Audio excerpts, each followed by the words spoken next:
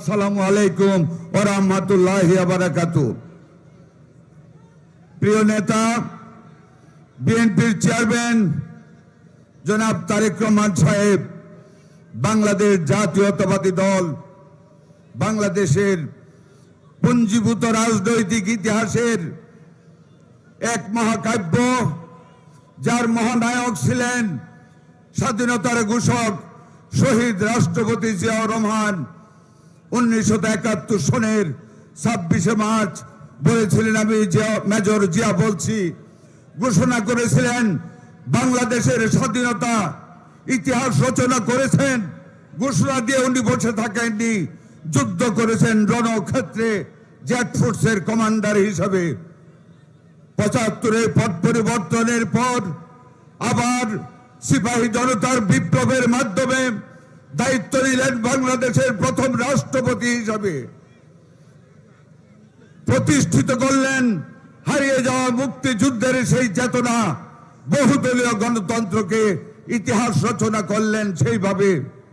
আবার দায়িত্ব নিলেন 82 সনে উনারই সুযোগ্য সঙ্গিনী, আমাদের দেশনেত্রী দেশমাতা, বাংলাদেশ জাতীয়তাবাদী দলের সাবেক চেয়ারপারসন বেগম খালেদা জিয়া 1991 সনে সংসদে গিয়ে আবার বাকশাহের কাছ থেকে ফিরিয়ে আনলেন সেই সংসদীয় গণতন্ত্র।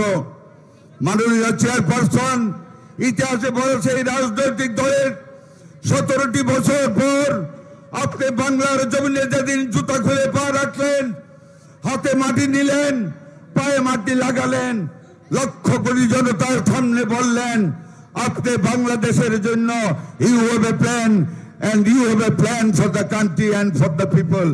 আপনি বললেন নবী করিম সাল্লাল্লাহু আলাইহি সাল্লামের নীতি আদর্শকে মেনে তাকে অনুসরণ করে বাংলার দেশে আপনি একটি সুন্দর শাসন ব্যবস্থা কায়েম করবেন, জনগণের জন্য কাজ করবেন।